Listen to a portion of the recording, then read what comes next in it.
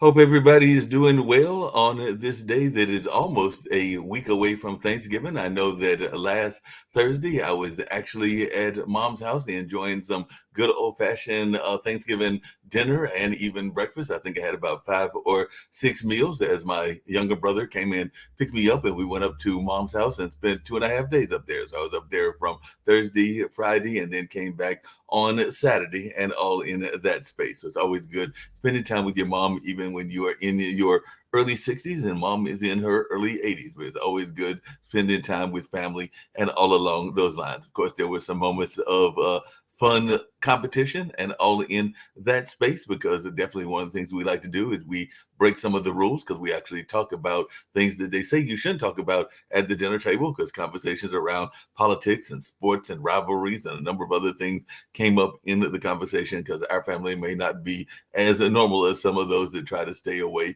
from said topics. Of course, the weather came up as well as it was relatively mild for Thanksgiving, even though right now here in Durham, North Carolina, we're having some temperatures that at least in the evening time are below freezing. As a matter of fact, the apartment complex that I live in has for the last couple of days, and they did it a couple of other days during the early fall and all in that space. And I want to say even maybe a couple of times in late summer, put out those notices to make sure that your water is dripping at the very least so that your pipes don't freeze and all in that space and to do other things including keeping the heat on and a number of other things as well to protect yourself since I think tonight the temperature is supposed to get down into the high 20s like maybe around 26 or something like that, but definitely we are not having a lot of harsh weather here in North Carolina. As a matter of fact, sometimes if the ice comes we don't know what to do with it, so there are some folks that are not the best drivers in the ice in the South. And as a non-driver, I can tell you that there are even some bus drivers that don't always know how to handle it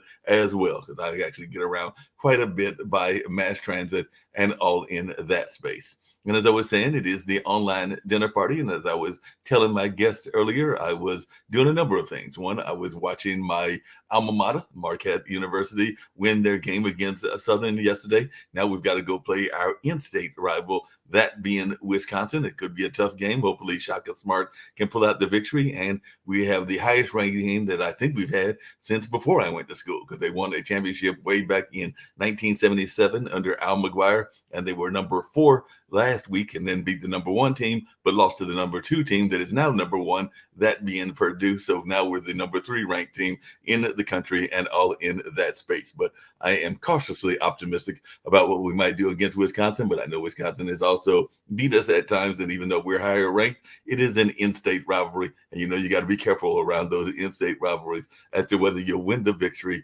or not. So that is something that is going on also. And as I was telling my guests, and I've got 3 beautiful ladies that'll be joining me in this particular dinner party and all in that space. It is interesting having a dinner party. I know that one of my jobs during the Thanksgiving time was to definitely bring up the Christmas tree with my 2 nephews and help set it up. I've still got to get some ornaments up. As a matter of fact, I'll call mom later and see if one of our other relatives has come and helped her put up the ornaments. But the lights come with the Christmas tree when you go grab it in the basement, and the star is already up as well. And it is definitely doing that whole circling around type deal and all in that space. So definitely the Christmas tree is at least up at mom's house. And hopefully in December we'll get there and see it and maybe even have some gifts underneath the table and all along those lines. But as I was telling these 3 ladies, I know my weaknesses and I know some of the things that I am good at. I'm a pretty good conversationalist, pretty good in a number of other things, but I can also sometimes be more of a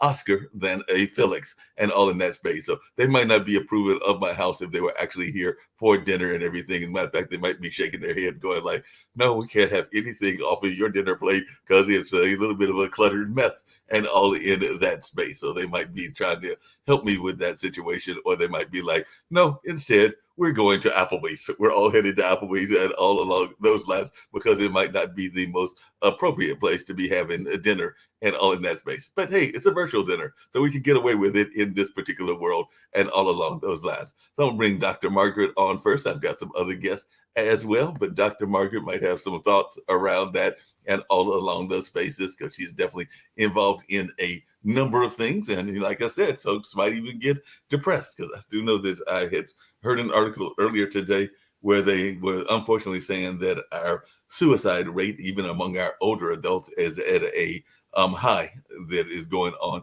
at this particular time and all in that space. So that's one of the things I was curious to talk to you about. And of course, we get to some of the other conversations as well. But I do know that the holiday times can be a time that people get depressed as well because, hey, maybe they don't get the money to get that Oculus set that folks might be begging for, or that new iPhone, or whatever other the latest toy is, and all in that space. But definitely love to hear your thoughts around holiday depression, because it is the holidays and sometimes people have, like I did, a very good time. We actually had some competition going on. And mom might be a little bit upset at me, and you might be upset at me as well, Dr. Margaret, because my nephews, I think it was the oldest one, Julius, was beating us because we played a game called Spinners. It's kind of like dominoes. You can find it in certain game stores and all in that space. And he won the two games, and that was very good on his part. Me and mom were battling for last place in both of those games, and then we battled for first place. And mom was winning until the last hand, because apparently, as my brother pointed out, because we got down to one, because you go down from 9 dots down to 1 dot, but you have to go down to the blanks as well. So mom was winning by 36 points. I hate to say it, but I stole victory from her, because I was going like, well, there's no way I'm going to come back from 36 points and everything. But even my younger brother was like, you never know what'll happen in the game. He might actually win. And he was right. I won by about 5 or 6 points, because I think she had like 38 or 30 or 40 points. So I managed to steal the victory and on that last hand and everything. But she was definitely thinking that she had won, but she forgot that there's an actual extra hand that you have to play as well. But any thoughts around the holiday depression that can go on? Yes. First, congratulations to you for winning, and go mom. That's what I Yes. Now, as far as seasonal depression is concerned, there are two main reasons for it. One of them is something called seasonal affective disorder, or SAD.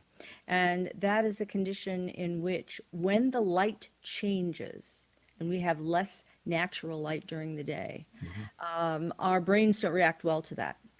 And we become lethargic, we become sad, we have difficulty with motivation, we have trouble finishing things.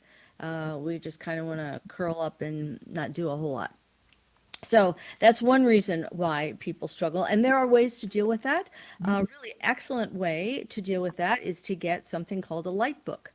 And Okay. basically, it's just a small device that you can order on Amazon about the size of a book. And it's full of full spectrum light bulbs. And you can put it wherever you're working or watching TV or on your computer, and just sit there for 30 minutes, a couple times a day, and get that full spectrum light that your brain needs to feel better. Wow. Another trick is you can buy full spectrum light bulbs at the hardware store and put Oh, them in your lamps. Or I have a number of schools I work with, and we put those full spectrum light bulbs in the overhead lights in the classroom so oh. that everyone's getting full spectrum light all day. The other reason people struggle this time of year is because ritual celebrations like Christmas or Hanukkah or birthdays or weddings or christenings, any of those things where family comes together.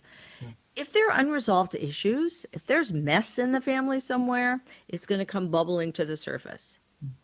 And often people find themselves back in situations that they thought they left behind that don't make them feel very good. So you can find yourselves acting out old roles, like when you were at home sniping and that kind of stuff. Yeah. And the other is that often it's a time of life review. Mhm. Where was I last Christmas? How many Right. Christmases have I been here? And often it's a time where we remember folks that we've lost. Yeah. Grandma was here last Christmas and she's not here now, and there's an empty chair, and, we're missing her, that kind of thing.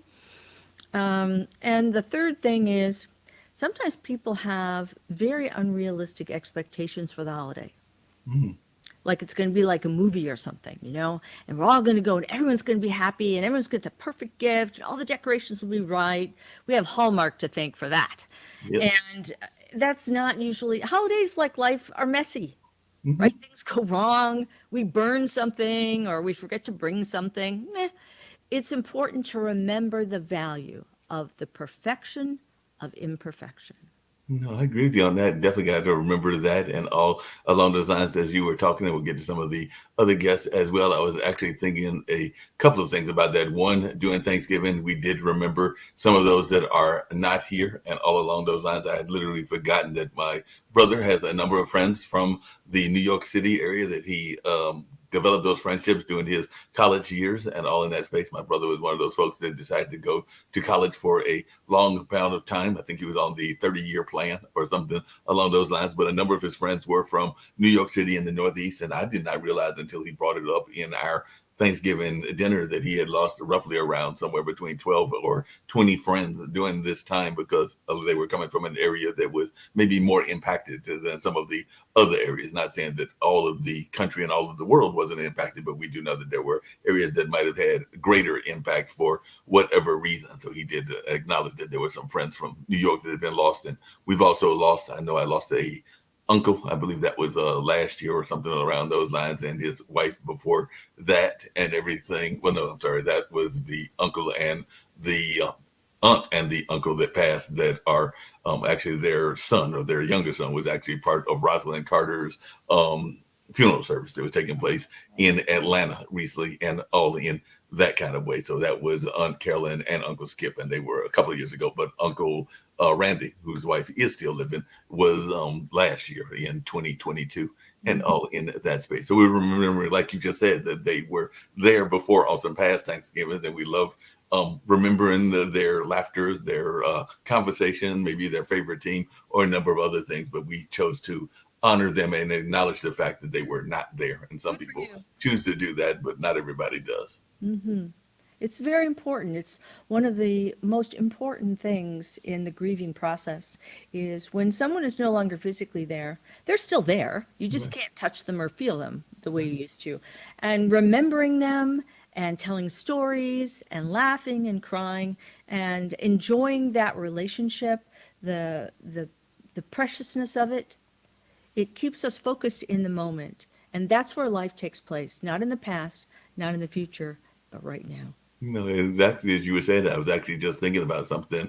My brother is dealing with a very serious health ailment, and all in that space. Oh, It is not sorry. a hidden notion and everything because he's actually done some fundraisers, but he is dealing with MS and all in that space. Ironically, that aunt that I just mentioned, she actually passed of that disease after having battled with it for about 25 or 30 years. So Malik is actually in the early parts of that battle and everything. But one of the things that we were laughing about is how some of the things that she might have warned him about happening and all along those signs he did not realize until it was happening to him and everything. So he was actually making a joke about it. He was like, I wish that I knew that this certain pain was going to happen. She told me about this part of the ailment, but she didn't tell me about that part of the ailment and everything. And I even remember when she was living that he would make jokes about how she was not being cooperative. And then sometimes he's not being cooperative. So, things come around full circle and They all do. in that space. So that can be a funny thing as well.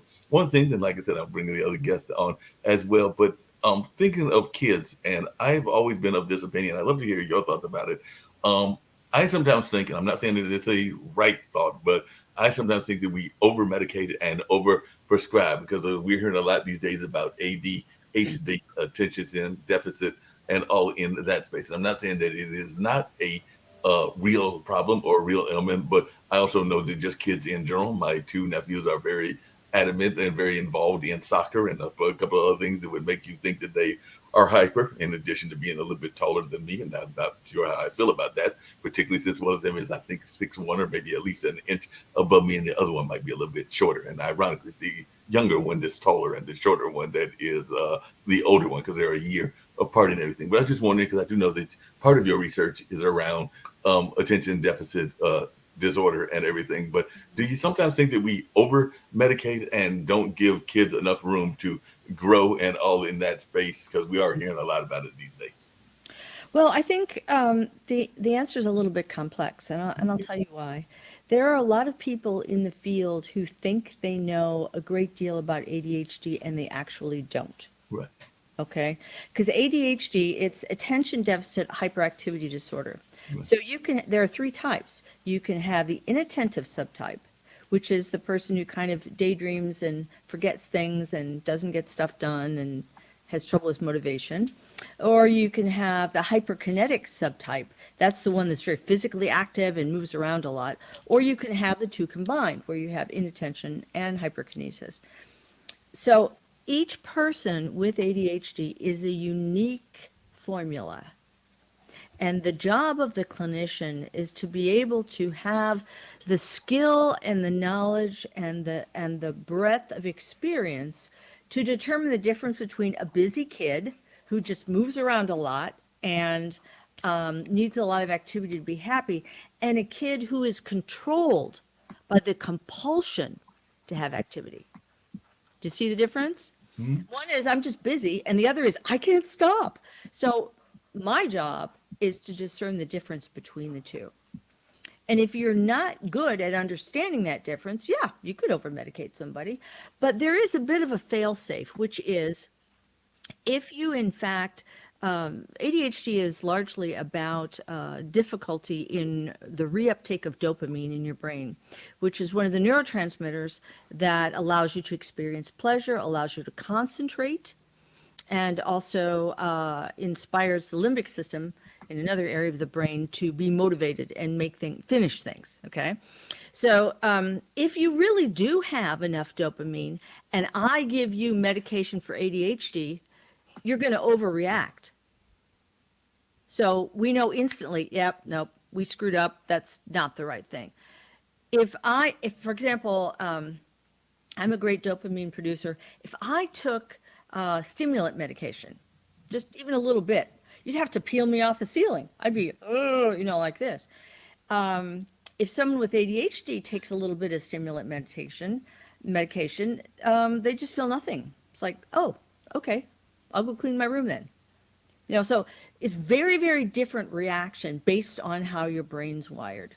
So the fail safe is, if you don't over respond when I give you medication, then yeah, we're probably, going down the right track. But the key is discernment and diagnosis and understanding the difference. And also being able to offer alternative support, which is techniques for managing attention, techniques for managing excessive motion. Like, for example, if someone is really hyperkinetic, I might have them have little rubber balls for their hands, and they can just do this in the classroom to keep their body busy and allows them to focus better.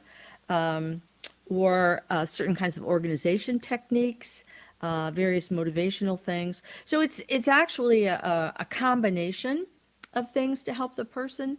And it's important in any mental health issue, never, ever to rely on medication alone. It's a systemic approach.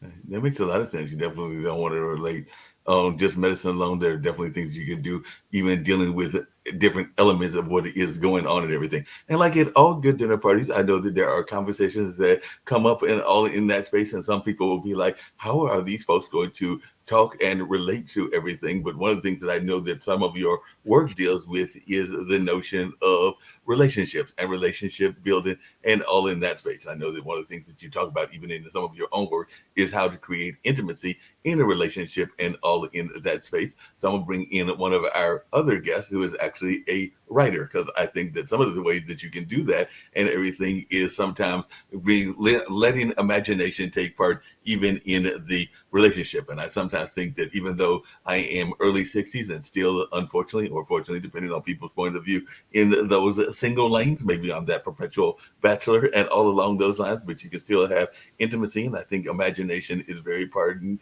as part of that intimacy and all in that space. I'm gonna bring in Valerie Willis, who is a erotic writer, among other things as well. So definitely, I'd love to hear your thoughts around the use of imagination. And this is for both of you in terms of keeping a relationship fresh. Because one of the things that I've heard that we have a high divorce rate in the not just the country, but in the world. And some people will argue that part of it is that people don't allow freshness to stay in the relationship and all in that space. But I'd love to hear from both of you your thoughts around that, because I have the opinion that sometimes we get stuck in our routine, whether that's around work or even around our relationships, and we don't bring that freshness of a opinion or a new approach to different things going on and everything. Not saying that everybody has to go off and run off to a swinger party. Please don't think that I'm saying that or anything along those lines, but you can bring some freshness into the relationship and all in that space. So Valerie, any thoughts?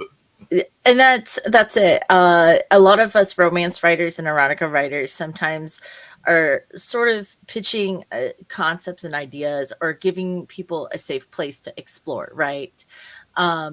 And one of the things that I try, because I'm more of a humorous erotica writer, because I can't, I'm saying naughty words and I can't even keep a straight face, and my face is going to turn red as we discuss this because there's still that bashfulness. But one of the things that I try to do a lot, especially in my erotica, is communication. I think people think that the moment the door closes and the clothes come off, that you're supposed to be quiet and it's all visceral and animalistic sounds.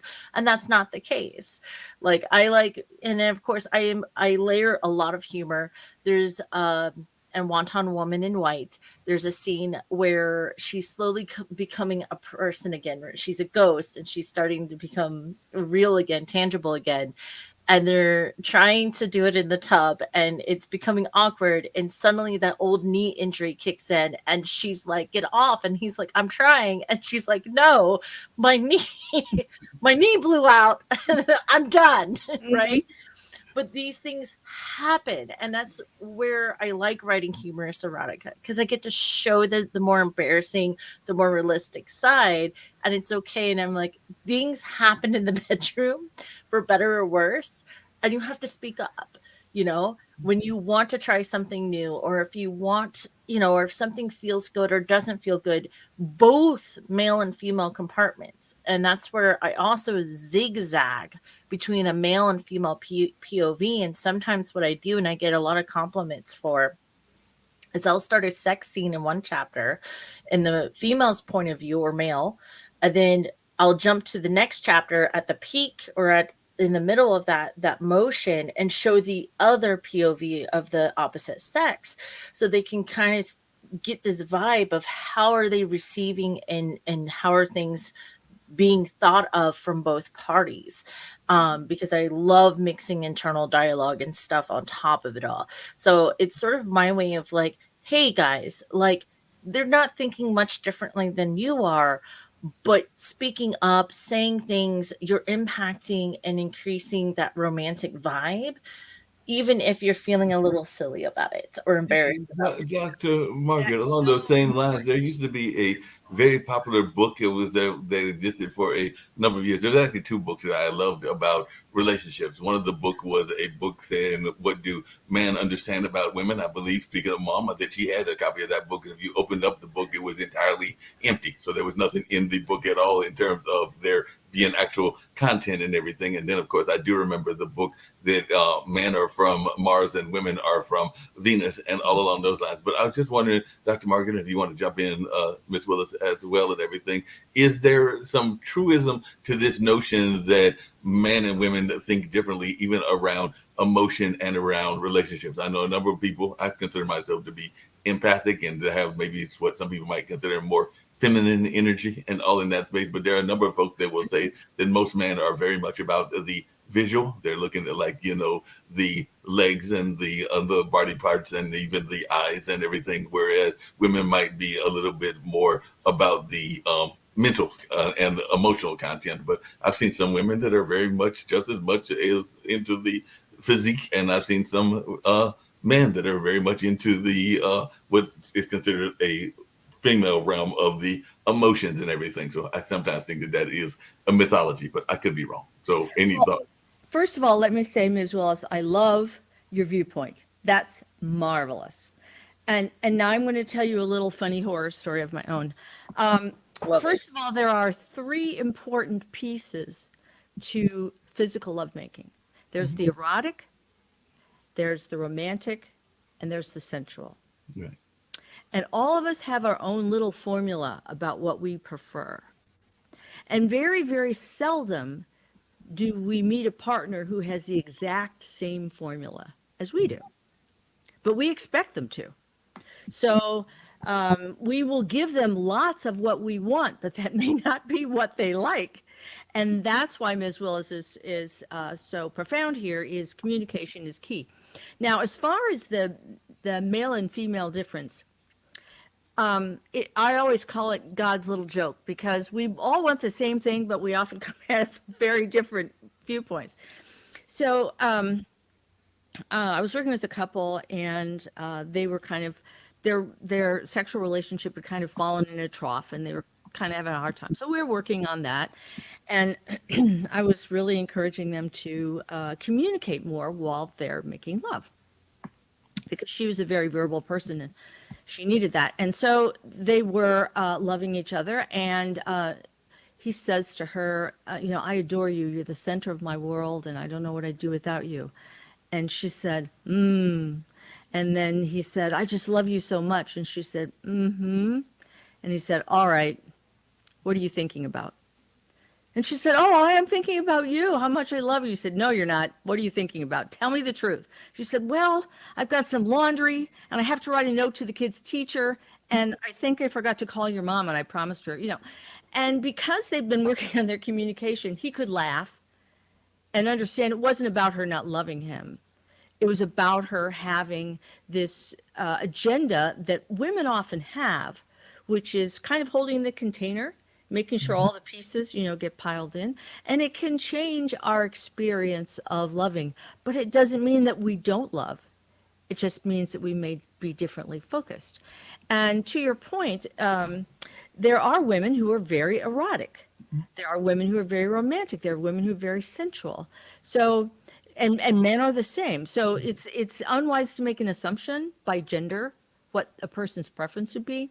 It's really much better to have, I have couples do a little exercise where they draw a little bar graph, of those three things, where do they fall? And then I have them compare their graphs and have a discussion about that, so they can create a formula for their lovemaking that's about the two of them, not just him, not just her, but a formula for the couple.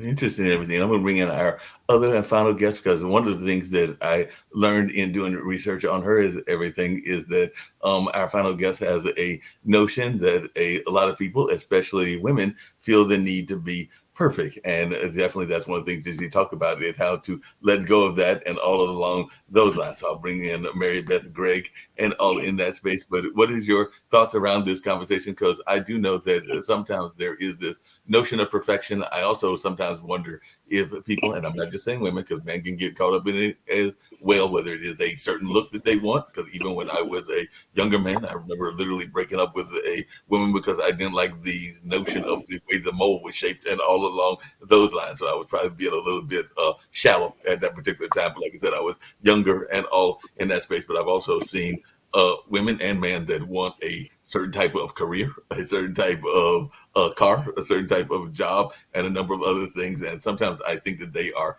missing out in opportunities. Because let's just say that you want a lawyer. I'm knocking those that married lawyers and doctors, but let's just say you want a lawyer or a doctor. There's some pretty good people out there in the working class world, like some bricklayers and others, that are actually making some pretty good money and all in that space. So you might be missing an opportunity because you've got these unrealistic expectations. But I'd love to hear your thoughts around this, Mary Beth. Yes, it's been so interesting. And even though I work in the business world with teams and CEOs who are not having the best relationships. So when you were talking about relationships, teams and people at work have very close, intimate relationships, not in a sexual sense, but, they're in it all the way. And so, when you were talking about this, I go, oh, yes. And this whole notion of be perfect and trying to please others really is more internal, right? It's our framework around, I have to do this. And I think one of the biggest things is around letting ourselves let go, right? Giving ourselves permission to let go of whatever these, these barriers or these just external choices that we think we have to make. And I'm all about living with intention, right? And be conscious. And we get on autopilot, and I'm sure you see this in the work that you do as well. We react, we don't respond. We are creatures of habit, and we're triggered, right, by somebody's voice tone or the way they look. or whatever that is externally, and we just boom, we react, and we think we have to do that, but we don't. And it's a matter of being aware. I'm all about, and again, back to, this needing to be perfect. We have to be aware of when we're doing that and figuring out why, like what's our why, and thinking we have to do all this.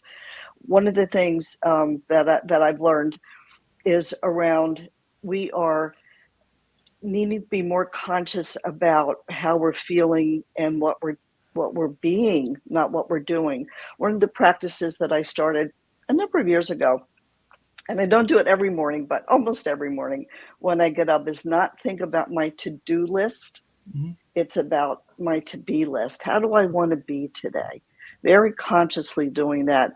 And that helps to also take away, I got to be perfect today. No, I don't. I don't have to be perfect today. I can let those things go, and laugh, and it's the work that I do with my teams and my individual coaching is to really stress less and play more. The whole concept of play, oh my gosh, that just takes us to a whole different level. And and laughing at ourselves. One of the things that I was thinking about was when I used to be a really good parallel parker. I don't know what happened along the way. I'm suck at it now. I mean, I'm terrible at it. Don't And use it, you lose it, as they say. yeah, exactly. I love So it. I feel you. I feel you. right, exactly. So I was doing this, and I was like, okay, didn't get in the first time, second time, fourth time, fifth time. Was not working.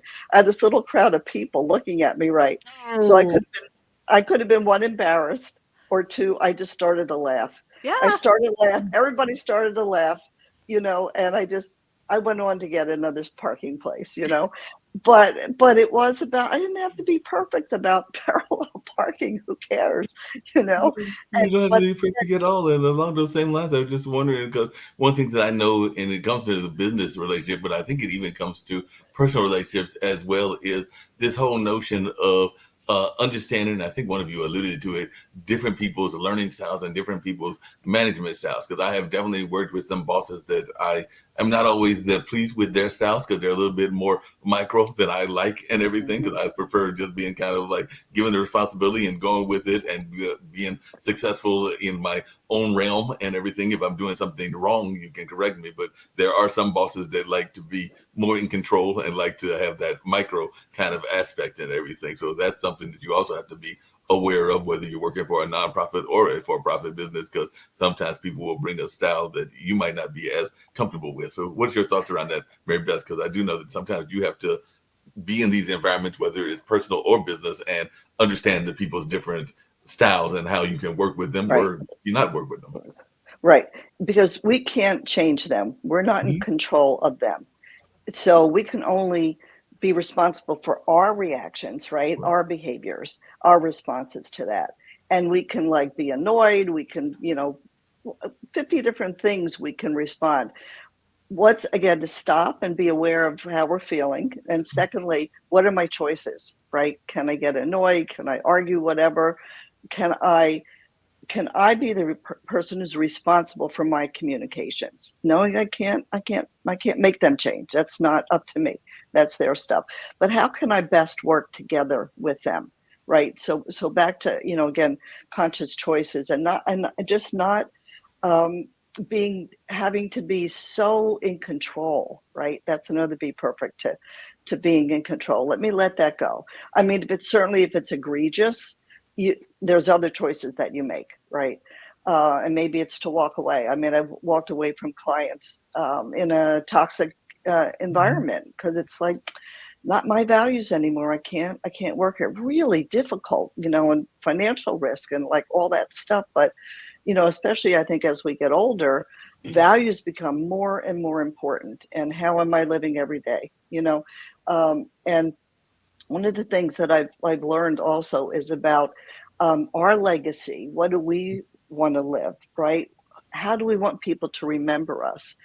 And you kind of think legacy is about rich and famous people, but it's not. I mean, we leave our impressions every time we interact with someone, and what do we want that to be? You know, do we want that to be I'm in control, I'm perfection, or do we want that to be, you know, they really connected with me as a person. I'm with them. I'm looking into their eyes. I'm listening to them, and making them feel like, you know what, they're important as well.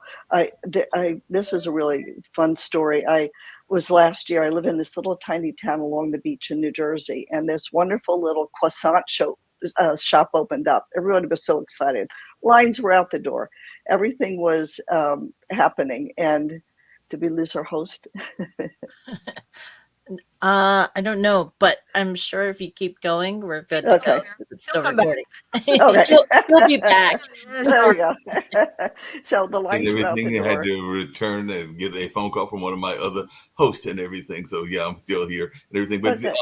Miss Greg, you actually brought up something I'd love to hear from everybody here on this notion and everything, because I've actually brought up on a number of shows and all along those lines. But there is a very powerful word that I don't know that we are always acceptable of. I know that I've had a hard time saying this word in occasion, and all along those lines, it's only 2 letters. It's N and O, and all in that space. So I was wondering your thoughts around this, because I know even in relationships, and I think it's one of the things that you talk about, Dr. Cochran, is not every relationship needs to be saved. Some of these relationships probably need to end, and everything along those spaces and everything. And sometimes you need to back off and just realize that they don't need to be acceptable. Along those same lines, before I hear your answer, Dr. Cochran, I sometimes get frustrated when I hear people that are stuck in their belief systems and want people to stay in what are basically bad situations. I get frustrated by some of my church leader friends that want people to stay in a relationship because of their moral views around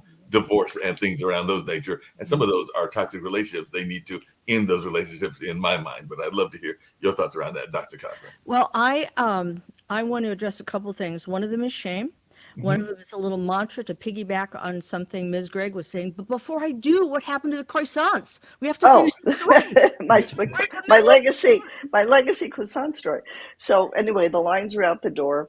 And my daughter wasn't feeling well. She particularly liked this one particular almond croissant. So I making my way into the little shop, and there was a young guy ahead of me, probably a college student. And he's like, oh, let me have 10 of those and 12 of those, and, you know, take 6 of these. And when these croissants are done, they're done. They don't make any more. So I had this big bag of stuff. So I'm walking up there and I said, could I have a almond croissant? And the person said, oh, I'm so sorry. We just sold the last one. So I'm like, oh, you know, my big problem of the day. But anyway, I got something else. So this young man, he goes outside. I go outside, and he's standing there, and he goes, it looks like you would really like this for your daughter. He goes, I'm going to give you one of these, right? Oh. And it just touched me, because it was like, you know what? That was so kindness, right? We haven't talked about kindness, but that was like a legacy, right? You know, in terms of, I'd probably never see him again, but it just, it really did touch me in terms of, we just don't know our impact on other people. Along those same lines, before you get to shame and everything, Dr. Cochran and everything, but along those same lines, there is, it's not just in North Carolina, it's all over the country. There are a number of people that are homeless for whatever reasons. They may be homeless and everything. And one of the things that along that same line that you're talking about, Ms. Gregg, that shocked people was there was a gentleman, and I haven't seen him recently, but he used to get panhandle a lot, and he used to panhandle on a regular basis and everything. And I have become friends with some of the restaurant staff at some of these restaurants nearby. And one of the things that he said, I think it was last year, it was definitely during the pandemic, this gentleman somehow came upon some windfall. So he came around some money and everything. So he actually flipped the table. So he actually went to those restaurants and gave them back some of the things that they had given him, because he had been in a situation where they had been helping him out, whether that was providing him food or providing him money or whatever. And it wasn't like a major windfall. It's not like he won the lottery or anything, but he just won enough that he felt like giving back to those that had given to him and everything. So I definitely have told that story before, and I find it a notion that you just said. We don't know what people's stories are, or why they are in the situations they are, and how they sometimes will flip the story once they have that opportunity.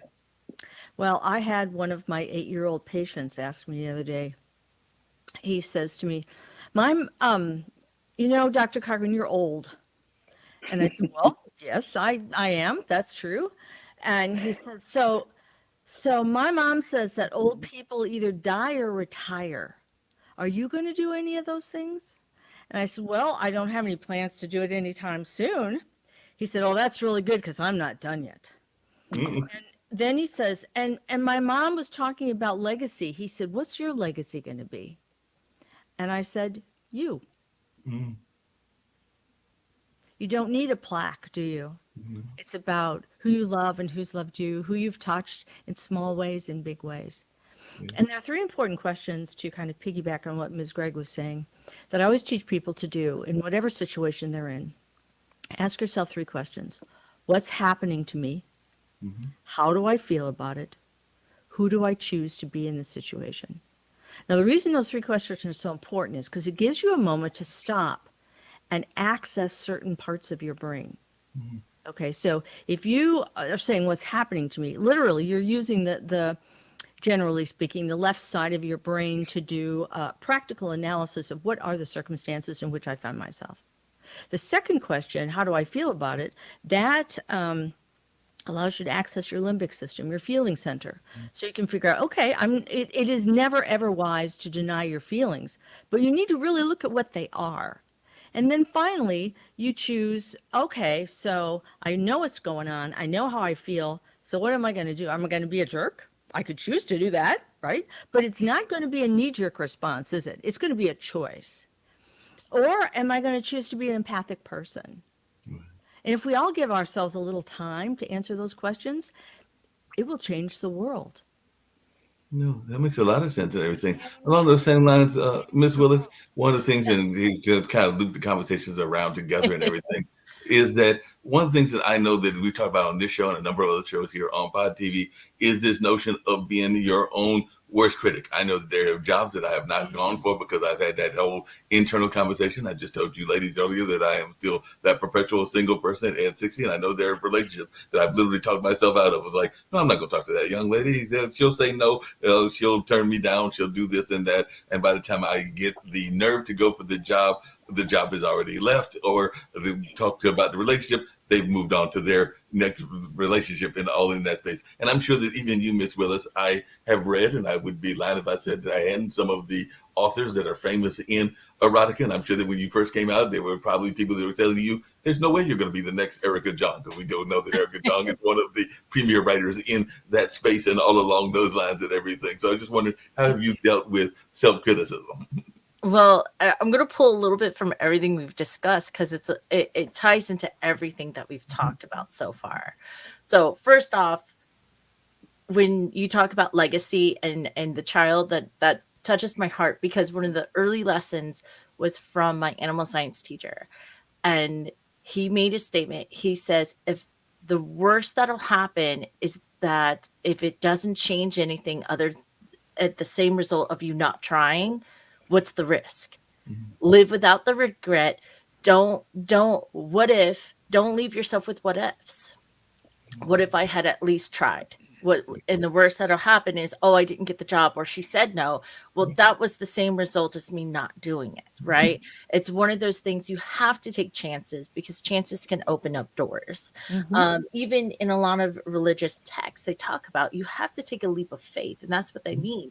And it doesn't necessarily mean you have to do a grand gesture. It's those small little things, those things that take you a little out of your comfort zone that go a long way. But humor can help you through that, right? Humor is a big, it's better than stewing and being negative about it. When writers write, it's always like, oh God, are they going to like it? Or, oh my God, is this even right? And blah, blah, blah. No, you're telling a story. You want to share your story. That's it. That's all it needs to be. That's all it ever has to be. There is no writer on this earth that is able to capture every reader out there. Right. It's not meant to be.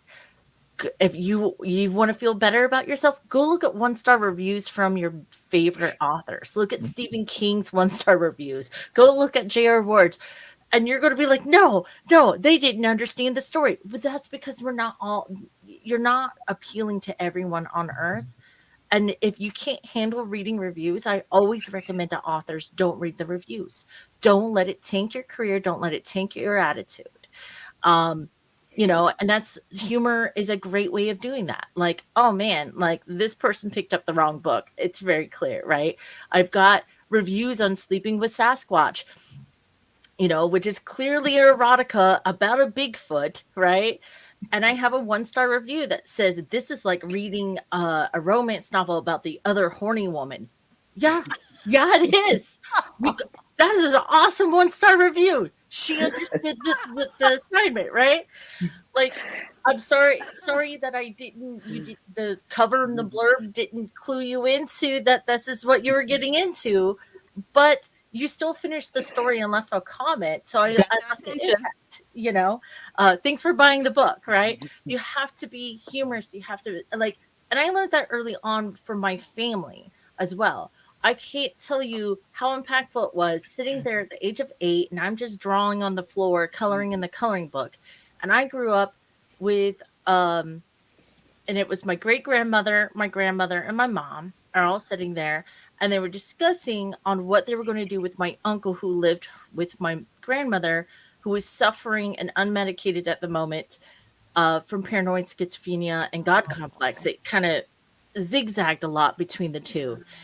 And he came out of his room and everyone got quiet, because it's like, oh, you don't know who you're getting, right? And he's talking to someone who's not there. And he says, well, you drive this time. I don't want to drive. And he walks out the door.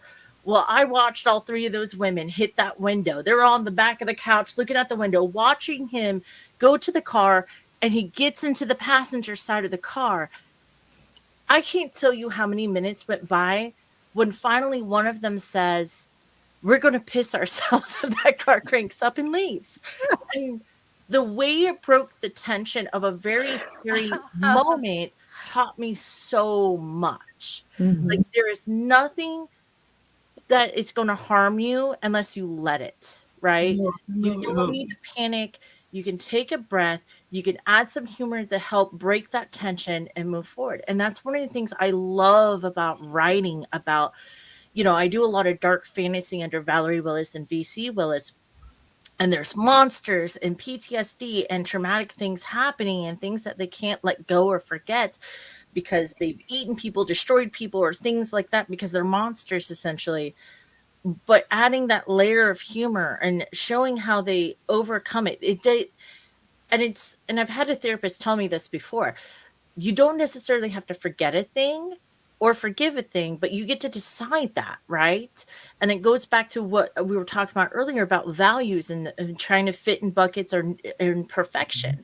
You don't have to be perfect because the world's not perfect. And the things you interact with aren't perfect. For example, I was at a Toys R Us. My little boy wanted a pink bear. I'm in line. I'm about to cash out. And the old woman behind me goes, well, that's a pink bear. Is that for a birthday gift for someone? I said, no, that's for him. Oh, no. And she's like, well, that's for girls.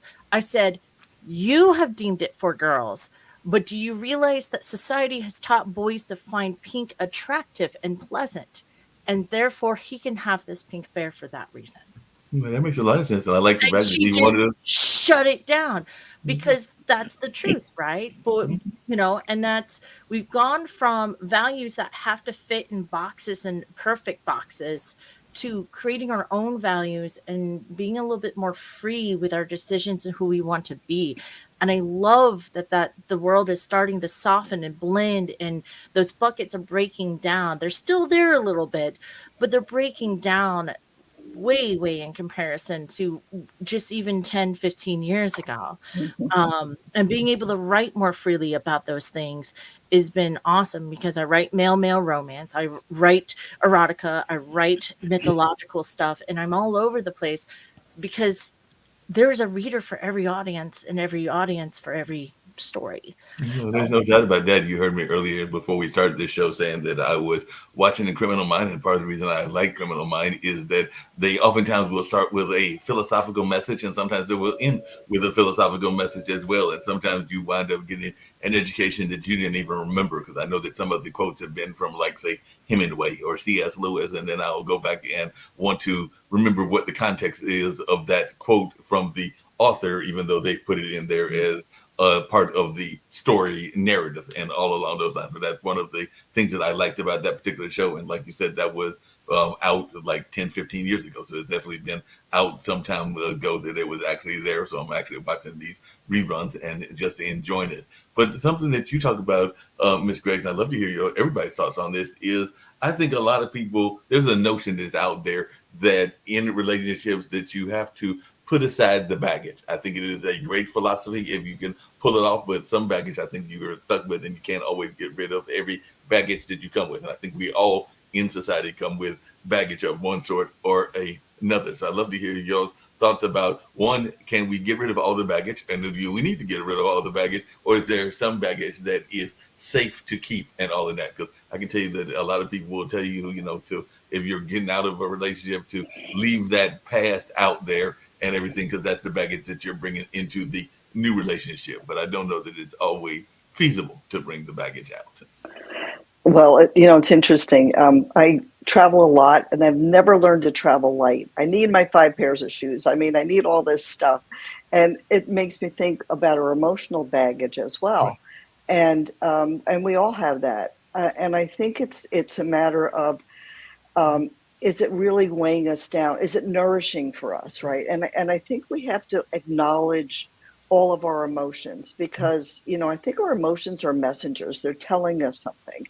And to get rid of everything, I'm not sure that that's really useful or nourishing. We are products of our whole life, of our past. And you were talking earlier about Thanksgiving.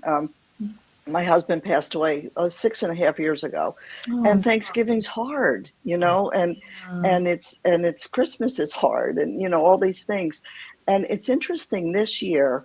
So we could call that baggage, but this year, so 6 years later, I felt lighter, and I think part of it was the time, but also part of it was, listen, you're with your family, and let's just enjoy this day, and acknowledge him. And I didn't want to be one of those people that had this baggage so heavy that I couldn't enjoy anymore. And I didn't want to live like that. And he would not have wanted me to live like that. So I think recognizing, is that baggage, that stuff doing us good? Is it still teaching us? Perhaps, and that we acknowledge it. And it's just a matter of, knowing when it's too much, when it's not useful anymore.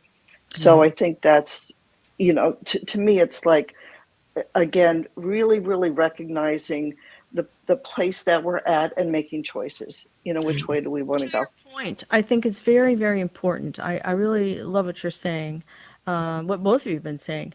To your point, it's very important to discern the difference between memories, cherished memories and learning, and baggage. Mm-hmm. Baggage is other people's stuff that we haul around, and it gets in the way of our experience of life and makes things pretty nasty. Treasured memories and experiences are absolutely things to keep close to the heart always. Those are things that we use to grow and enhance our lives, not to keep distance between us and other people. And sometimes people get stuck and they don't know the difference between the two. And also, the other thing we get stuck on a lot is the difference between, I know you two will really relate to this, the difference between shame and remorse. Mm-hmm. Shame is a big old sucking nasty zit on the face of life, right? It's just this idea that there's some kind of secret set of rules, and whoever I am, right? Only I know the secret rules, that I'm going to tell you what you have to do to be right or perfect or blah, blah, blah, whatever it is, right? So remorse is when we feel we've made a mistake, we own it, we make amends, we move on. Shame is when you feel you are a mistake and you can't fix that. And often people who are uncomfortable, insecure, or frightened attempt to control us with shame. I was You about can't to be say this that it kind happens to of person. authors You all can't the write those time. kind of books. That's wrong. It's just you're bad because you do that. Because it scares me. So I'm going to come out and tell you that you can't do this, you can't do that, or you're bad if you do. And the most powerful tool that any of us has when we encounter shame, and this can be sometimes a little challenging to utilize, is compassion for that person because they're frightened. There's something about us that's scary to them. And so, and I hear it all the time. People say things to me like, "Oh, I get this. Yeah, maybe you've had this happen to you. You'll go to a function or something, and they'll ask, 'Oh, what do you do for a living?'" And if I'm foolish enough to tell the truth, people always, there's somebody in the group who always says, "Oh, psychobabble. I don't believe in psychology. It's just all a lot of nonsense." So I'll go up to him and I'll just gently take him by the cheek and say, "Well, psychology believes in you." And instantly that's the end. There's no more. I don't say anything bad to them. It's all about reassurance. Well, even if this makes you uncomfortable, it's still here, and you can still use it if you want to. It's up Hey, to you. Dr. Cochran, along those same lines, and you actually kind of alluded to it, and I'd love to hear everybody's thoughts about this, but isn't one of the difficulties that we have is that a lot of times we have a hard enough time. I said that no is a very powerful word. There's another word that is a lot longer in terms of its spelling, but a lot of people have a hard time with it. It's called forgiveness. A lot of times we have a hard time forgiving ourselves for whatever is going on and all in that space. I'd love to hear everybody's thoughts around this because I do think that sometimes we don't do a good job of forgiving ourselves, and we do that whole blame game thing and all in that space and all in that kind of way. So I just wondering everybody's thoughts. I'll start with you, Valerie, but definitely Dr. Cochran. Yeah. Actually, I have a great segue for this, because as a female writer, we often are in interviews asked, "Well, how do you juggle family and writing?" And I'm like, the same way as the male author does. Like family is not just my whole family's gone to hell and back because I am writing in my office two doors down. We're not in the doing house. laundry. I mean, my husband does my laundry, and he gets mad if I try to fold it because I don't fold it right. Okay, we're sort of a flipped household here. Now, granted, thanks to him being in the work field at the beginning of our relationship, and this comes back to communication, right? Is once my career hit a certain point, he's like, "Are you going to be okay with me being house husband?" I said, "Why wouldn't I?" Like, please, I don't. I never wanted to be a housewife, right? No, there are people but it's okay if that's what your dream is. He's like, "Yeah, I kind of want to be house husband," and I'm like, "Then go for it, buddy." Like, do it.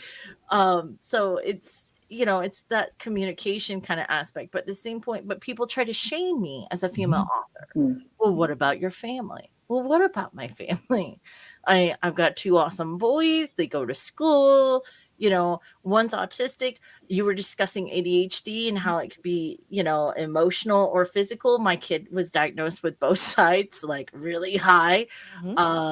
And God bless him because he's like, "Mom, I'm trying to keep still." And he's like holding his arm down. And I'm like, "Dude, we got to get you some medicine so we can start working you through this." And kind of like, we can't mute but the medication can at least turn the volume down enough to help him build the tools. And we're still going through that because now he's hitting 13.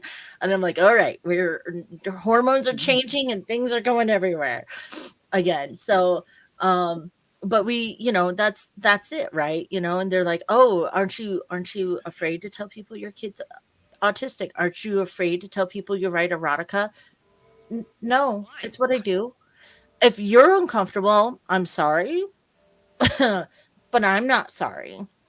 I'm sorry you feel that way. I'm sorry that, again, you have either a fear or you're uncomfortable about it, but I'm not going to allow you to shame me for something you're not comfortable with, right? that's not how, I don't, if I was shameful about it, I wouldn't have brought it up. I wouldn't take pride in it. And authors experience that often. Oh, you're an author. Oh, you write sexy stuff. So, I mean, people are buying it. People are leaving great reviews about it. That's because it's not meant for everyone. It's just like we're, not every one of us are going to rush out and buy Pampered Chef products, right? That's a niche. Not all of us like sweaters. Most of us, some of us like jackets instead, and never wear a sweater. So it's you shouldn't let people label you through shame kind of aspect, right? And know when to recognize that. And sometimes you have to forgive yourself for decisions. So Nora Roberts gets asked, she hates that question, but people are like, well, how do you juggle your life in your career because you've got such a large career now? And she says, that's the question that I've been waiting for. She says, as an author, you're constantly juggling. Some of the balls you juggle are glass and some of them are rubber. Know which is which. You should lay your writing or your career or your work down, because the CEOs and C-level executives and people in business also have to juggle balls the same way. Know which balls you can pick back up if you drop them, and know which ones you can't. And that's how you start to divide when to put family first and when to put work first, right? And it's something we all do. It's not necessarily just a writer thing. It's, and you have to make time for yourself. People ask me all the time. They're like, Val, you launched a company, you're COO of Four Horsemen Publications, you write and release like 3 books a year on top of that, and you have your kids and your family, and they require a lot of things, because I have an autistic one and things like that. And people are like, oh, that's overwhelming. I'm like, not if you manage it all correctly. You're like, well, how do you find time? I said, it's not about finding time. You make the time, you schedule it out, you know when to push the gas and the brake a little bit in certain places and situations. If my work needs more of my attention, I will sit there and call a family meeting and communicate, hey guys, things are a little rough this week. I know we had plans. We're going to have to take a rain check. What do you want me to do to make up for this when I get over this hump? Right? There's communication happens all over the place for me to be able to do the magic I do every day. So I know I feel like I'm rambling now. So I'm just problem. No. That was some very powerful messages you were giving, and Yeah. it even alludes to something I was getting to get to in these last 25 minutes, are all in that space. But you actually alluded to, and I know a lot of people hate that question, but it is something that has come up in this network regularly. But I do think that balance issue is one that is interesting, and it exists even in the business world as well. I've got a very dear friend that just recently moved and everything, but he is a musician and he is involved in funk music. But I can also tell you that in order to get to that next level, he also has to drive Uber and all in that space. I've got some other friends that literally have to do DoorDash, even though they might be pursuing something or another. So I was just wondering, what is your advice to those folks that have a ambition of whatever it is, whether it's entertainment or whether it's business or a number of other things? Because I've even got some friends that are hopeful in terms of developing a business or a restaurant, and a restaurant is a type of business and everything, but they've got to supplement their income. Even myself, I have worked for not just Pod TV, but on Times. Matter of fact, I just sent them a letter earlier to find out when the next assignments will be coming out, because as I stated, I'll be going to my part-time job in about 30 minutes, which is a cultural arts center, which is similar to a lot of the work that I do. But I also have a job that is totally unrelated, and I call that my job of survival. So I also grade test papers and all along those lines. So I work for one of the leading assessment companies called Measurement Incorporated. It's actually a national company, but I will work for them for 4 or 5 months. Don't necessarily believe in the measurement system, because I have some issues with the measurement system in education. But as they say, sometimes you do jobs to pay the bills, not necessarily because you believe in the cause, and all along those lines. So that is one of those jobs for me that I have for about 4 or 5 months, because there was a time that it was a yearly type job, but they've also been cutting back as well and everything. So it's not as much of a what do you call them, a safety net as it used to be, but it is part of the safety net that I have. Just like I mentioned mom earlier, mom is part of the safety net as well, because even at 60, you can depend on your parents as well to be a safety net. And I'm not too proud to admit that I will sometimes depend on the parental safety net as well, even at the age of 60 and all in that space. Mhm. Well, you know, there are three really important things that we have to consider in our lives when we are looking for the health of any relationship, whether it's a collegial one or an intimate one romantically. It's passion, play, and productivity. Yep. And the relationship sits on top of those things, kind of like a stool, Mhm.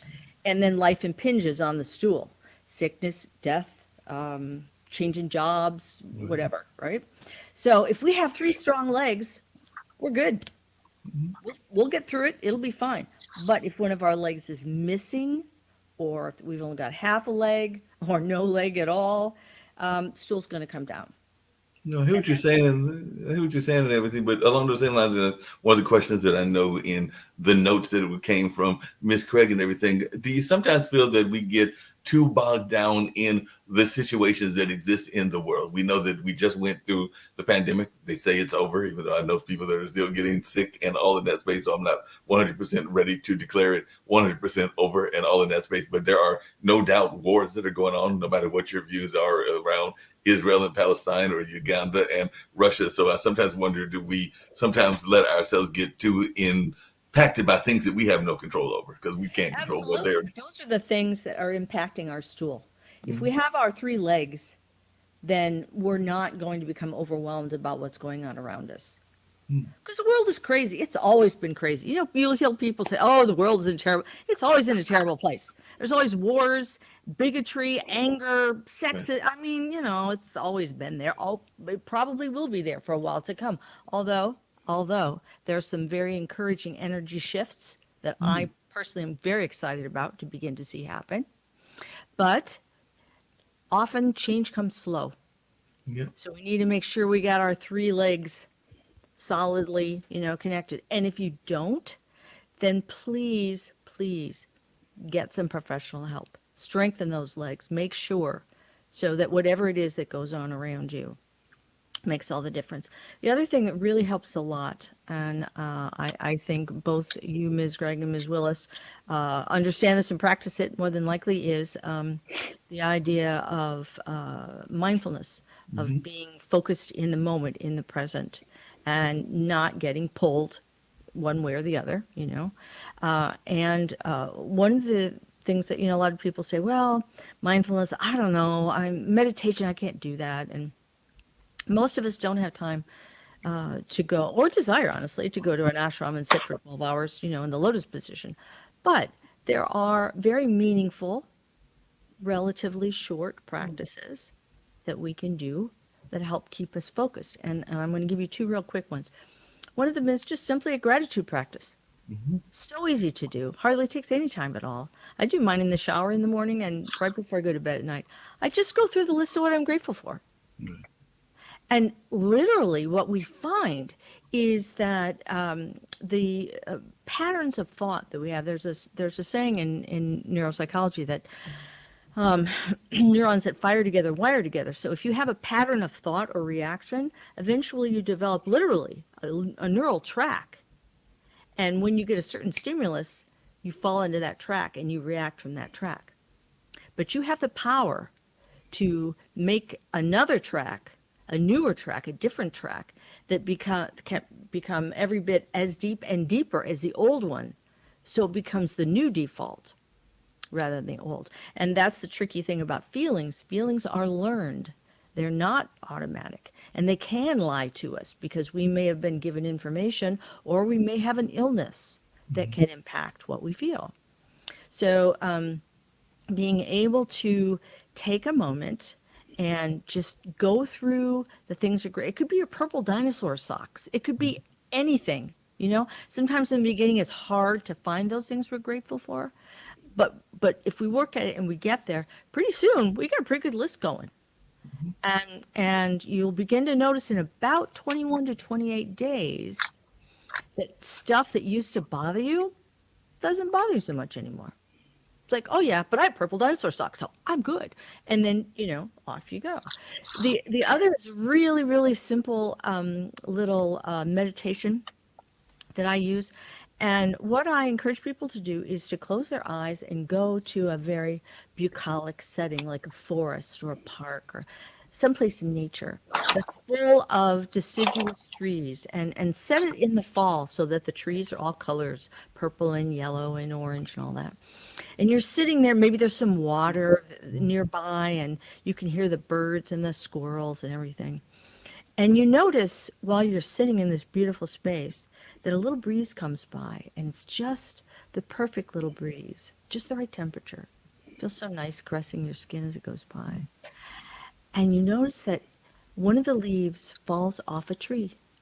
It just floats down and down and down and down. And then another leaf falls off, and down and down and down and down. And pretty soon, you've done 5 leaves, and you feel pretty darn good. And the goal is to get up to 50 leaves. You can add a leaf a day, a leaf a week, whatever you want to do. And sometimes if you're really troubled by something, speaking of baggage, you can write that on your leaf as it's falling down and down and down. I actually went to the culture center that I'm going to later. There was a women's group, women leaders from around the country. I think most of them were working in nonprofits, and that's literally what they did. Is they had a ritual where they put some of those baggages on a item. I think it was a piece of paper, and basically burned it, and all along those lines in order to get rid of it. So that is a ritual that leadership people use on a regular basis. And we tell authors to do that with their rejection letters. They have a burning party. You get more than one of you, so you bring your stacks and you have a burning party because you're not alone in the struggle. You're not the only one who's ever had that baggage. Right. You're not the only one who's gone to at a portion of your life decided to go in full on survival mode. You shelved your dreams, but just remember you're the only one who can make those dreams happen. And my great-grandmother used to say that life will always take you where you need to go, not where you want to go. Yeah. Great examples, my own life, right? In high school, I went to my 20-year high school reunion this year, and they're like, Val, oh my God, you're so awesome. I remember reading your stories in high school, and it's so cool that you're an author now. What they don't realize is that for a good 5 or 8 years straight out of high school, I had given it up completely. And then I got married, I got pregnant with my first kid, and ended up with stage 3 cancer, skin cancer in my leg. And the only regret I had was I should have finished that novel from high school. And now look at me. And now I write books and write erotica, and I have a publishing house and things like that. But that's because I decided, that those moments, those down and negative feeling moments can be a positive in your life if you allow it to be, if you make it that way. Yes. And that's sort of what we were saying earlier in the conversation. It doesn't have to weigh you down. Those baggage and those events and those traumas don't have to weigh you down. You get to choose how they carry, and they can become the bag or the means of something great happening. If you one of the things that I do for myself and when I work with my clients is I call the ABCs to be really aware of how I'm feeling, right? Before I react, right? Because we want to respond, not react. B, take a breath. Just take a nanosecond to say, okay, where I am, and C, what choices do I have? And in that, to get curious, right? To get creative. How else can I feel, right? What else can I do? And just those little ABCs really put you in a different place of choice, right? Of actively choice. And as you were talking, one of the things, I wrote a book, came out last year, and it's called Finding Tiny Moments of Joy Every Day. Which is what we were talking about a bit, and it doesn't have to be big stuff. You were just talking about, Dr. Margaret, how to take this break, and it is around these little tiny moments and being aware and giving ourselves permission, Yes. right? Yes. Giving ourselves permission just to step back. What else can I do? How else can I feel? Those powerful questions really take us to a whole different place, and that's when we get more in. I don't want to say necessarily in control, but it helps us have much better choices of how we're feeling, where we're going to be, what we want to do, and so those tiny moments we get to create every day. And it's a matter of, oh, I'm going to look out the window, or let me take a break from the computer. I'm going to run out and listen to the birds, or whatever that is, And I think when we get out into nature, that's such an incredible gift, right? It takes us to a whole different place. It triggers off other neurochemicals, and just to allow ourselves to do that. And I think that's what it's about. Give ourselves permission, right? To be curious, to go to a different place that maybe we hadn't before, and that it's okay, and listen to our heart. We don't do that. We're doing, and we need to get back to being. How do we want to be? How do I want to be today? How do I want to feel today? Those conscious questions are really powerful. Because you're so wise there, because of course, someone else could do the job you do, Ms. Gregg, or the job you do, Ms. Willis, but they couldn't do it the way you do it. It's your being, it's your presence that makes you unique and special. And one of the things that's so very important, to piggyback on what you've both been saying before, is to watch out for what kind of words people are throwing in your direction. So, because it's really important to understand who you're talking to. Are you talking to an adult or an angry kid? Because if you're talking to an angry kid, you're done. Nothing good's going to come of that. So the kind of words you listen for are should, must, supposed to, oughtn't, right? And if we take those out of our vocabulary and we stick with want, need, and demand, there's a whole lot of forward movement that can happen. Because one comes from a place of desire, the other comes from a place of shame. And I have people do this experiment. They'll say, oh, come on, Dr. C, those words can't mean that much. Everybody uses should. And I'll say, okay, we'll try this experiment. Say to yourself, I should do my laundry. You won't do it. You'll find anything else in the world to do but your laundry. If you say, yeah, I really need to do some laundry, you'll throw a load in, watch a show, the bell dings, you throw it in the dryer, and poof, your laundry's done.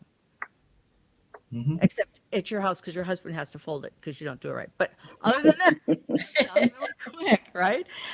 And so that ownership, that sense of personal ownership of this is important to me. And obviously, both of you really got that because of the place that you've taken your lives to.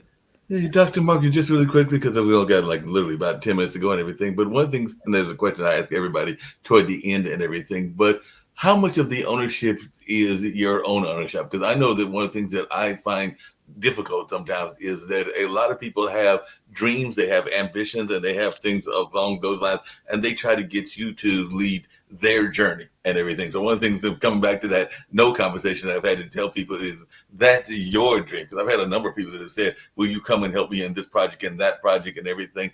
And there are times that I will be supportive, but I also have to understand that I have to put some boundaries out there and let them know that that is their dream and not necessarily my dream. I can be a support person, but I don't have to live their dream. Oh, I get this a lot because everyone's like, I want you to do this project with me. And I'm like, no.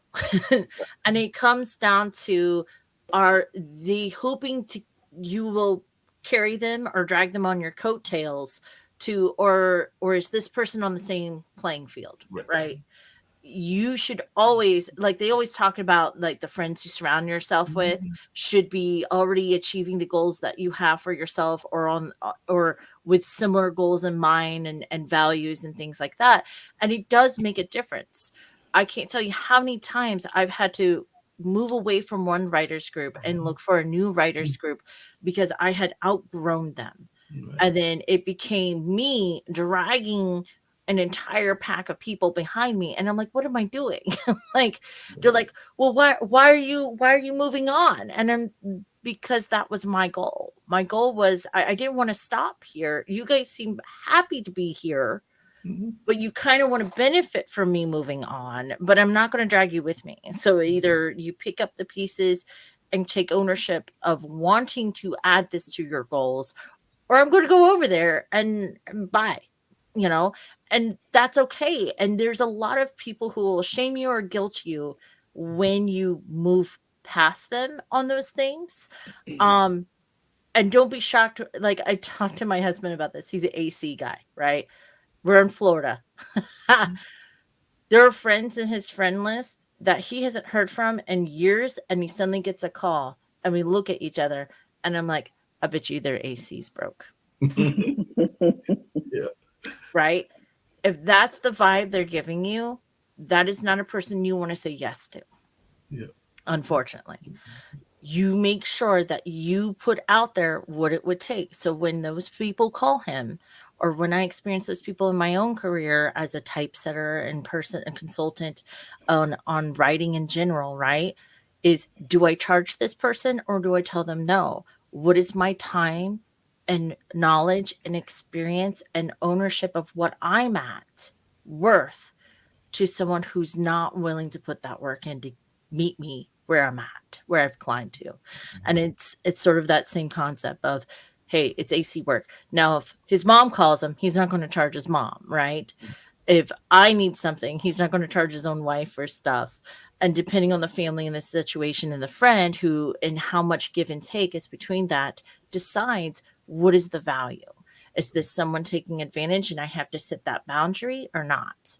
So that's my 10 cents on it. No, So I appreciate that and everything. As we get ready to wind down, like I said, got about 10 minutes to go and everything. But one thing I get everybody to do, and I start with you, Ms. Willis, is if there is parts of the conversation that we haven't got to that you would like to share and all of that, and if you can tell folks how they can be in touch with you. And then one of the things, and I'll actually disappear off camera because I got to throw on my sweater and all of that's basically we get ready to go to work and all along those lines. But in this network, I am all about that empathic belief and everything. So I love that we live in a world that needs messages of positivity and hope. You kind of alluded to it, Dr. Cochran. So if everybody can give a message of positivity and hope to our global audience, I would love that as well. And I try to get every guest that has ever been on any of my shows to do that and everything. So I'll start with you, Ms. Willis, and go to Ms. Gregg and end with you, Dr. Cochran. I'm just going to repeat what my grandmother and my ag teacher taught me. And that's, one, remember that life is going to take you where you need to go, not where you want to go. So it's okay if it pivots. And if the worst that's going to happen is still the same result as you not trying at all, give it a try. Make sure you give every opportunity to not have regrets and open a door that you didn't know was there. And, to add to that, we're here to be happy, right? We're here to be joyous and to let go. It's so important just to let go of the stuff that doesn't nourish us anymore, and it's giving ourselves permission, which is sometimes really hard to do, but it's so important that we do that because that's self-love. And we have to love first ourselves before we can love other people, which, and the other thing which I've learned is living a life with not a lot of regrets, because that just doesn't help anybody. So, I think I've gotten bolder as I've gotten older. Oh, there we go. I didn't know about that. Getting bolder as you get older, but it's important to know your values and live that, because that's what we end up with is ourselves, and how we can truly, truly make a difference is how we can love ourselves mostly. Mm-hmm. Well, I would say that people often lament and become stressed because life is not what they predicted it to be. So it's important to remember that life is a process of becoming, but it's not always a becoming process. Or said another way, shit happens and manure makes things grow. So true. I love the way you put that and everything, starting with you, Dr. Cochran, because y'all didn't get to that and everything. If you can tell folks how they can reach you as well. And I've thoroughly enjoyed this conversation. Hope to have all three of you back on another dinner party at some point or another. And I've definitely enjoyed our conversation. Like I said, we touched on a little bit of everything. The only thing we didn't get to, Dr. Cochran, and I kind of alluded to it at the beginning, is the weather. So we did cover a little bit about ego and a little bit other things that I said we might get to, but we didn't get to the weather. But we did learn that one of you is from Florida, somebody else is from California, and I forgot what the third person is from. So there is different weathers in these different environments. New Jersey. New Jersey. Yeah. So you want to know how people can find us? Is that your question? Yes, how they can find you. And I'll start with you, Dr. Cochran. Well, you can find me on YouTube at Wisdom, Love, and Magic, or you can go to my website, drcochran.com. Sounds good. Miss Gregg? So you can find me at Mary Beth, that's one word, MaryBeth, at TICWL.com, the International Center for Women's Leadership. Nice. Appreciate that and everything, Ms. Willis. And I'm at Willis, WILLIS, author.com. You can find all my social media. You can find me on Facebook, Instagram, and TikToks, where I'm being either goofy or talking about a lot of the geeky mythology behind my books, if you like that kind of thing. And I know as far as weather goes in Florida, we are all panicking as natives, because it got down to the 30s last night, and I'm like, what is this? It's too soon for winter. Yeah. Well, it was 22 here with the wind chill this morning. I wasn't happy. Like I said at the beginning, it's 28, or it'll be 28 later on today in North Carolina, where I am at, and everything. And no, we're not ready for that. And definitely, even though we have mild winters historically, we also know that the luck of the draw may be changing and everything. So Dr. He had earlier alluded to a change in energy, and that change of energy can also sometimes impact the weather. So we've ducked the notion of bad weather for a number of years, even though we've had ice storms and everything in the past. So I'm hoping that luck maintains in 2024, but I also know that I know about my sports team, that the luck can change at some matter or along those lines. So hopefully 2024 will not see a winter storm, because we don't do good in winter and all in that space and all along those lines. Because one of the things that I remember as a student when I was in high school and even grade school was that if we got a little bit of snow, that was an automatic reason to get out of school, because we're not used to it the way that folks are in the Northeast and everything. So I do remember as a child literally getting the weather forecast and they're saying no school in Warren County, and being an excited kid, and then going back and taking a nap, waking up later on that afternoon and asking mom and dad, did they say there was snow? Yeah, there was snow. You missed it. You slept through it. The snow has come. All along those lines. So it didn't stick around long enough for me to actually enjoy it, but I got to miss a school day out of the process and all along those ways. So you can have that kind of benefit also. But like I said, you three ladies, I have thoroughly enjoyed this conversation. I hope you've enjoyed my directing of it along those lines. And I do hope that all of you will come back in the near future and we can have these kind of conversations again, because I'm here to run. Yeah. Speaking of mindfulness, that there are a couple of classes that Hey Ty takes. The ballet class is actually on hold. I think the lady told me till February, so I didn't have to go there on Tuesday. On Monday, there is African dance for women. And on Wednesday, the young lady will be coming. I think her name is Kiki, if I remember correctly. And there'll be a group of women that'll be learning yoga. So they'll be having a yoga class and all in that space. I'll be seeing a number of ladies and maybe even a couple of gentlemen coming and learning yoga in that process. So one of these days I'll not be stuck in the office, and I'll slide in there and maybe even practice the yoga instead of just being in the office environment. For us. There we go. It's been such a pleasure meeting you and hearing all about what you do. Yeah, it was great to meet you all. It's wonderful. We're so diverse in terms of what we do, and it's like, but there were so many similarities. It was really wonderful. Absolutely. Yeah. And that's what I love is these dinner parties. You find that commonality, and you find that Yeah. even though you've got a business coach, a person that's in psychology, and an erotica writer, you can find some Yeah. commonality even with somebody that is like myself that has been in the media and event planning space. So Yeah. definitely there could be We can solve commonalities. There any could be problem you throw at us. No, no. Yeah, exactly. no worries. What's the word? Pivot?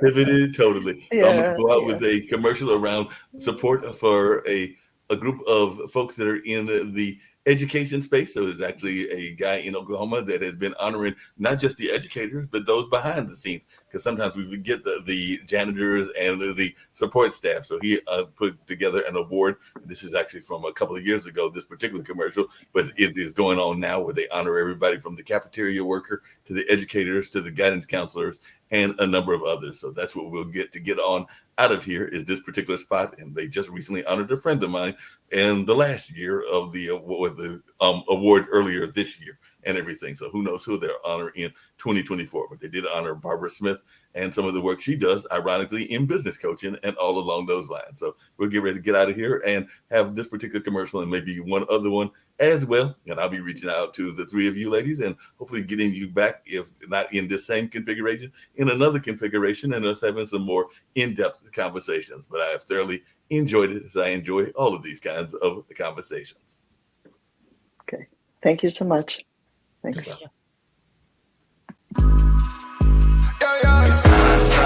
I won't fold, I won't drop until we on top. Only going non-stop. I won't fold, I won't drop until we on top. Only going non-stop. I want to thank everyone for coming to the 2020 TAF Awards. This was a show like no other, people.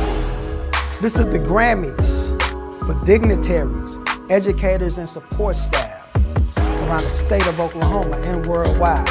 We cannot do this without the support of the people. So we thank you, I thank you, for being such a dedicated supporter to this movement for the Teachers Appreciation Foundation. I thank you.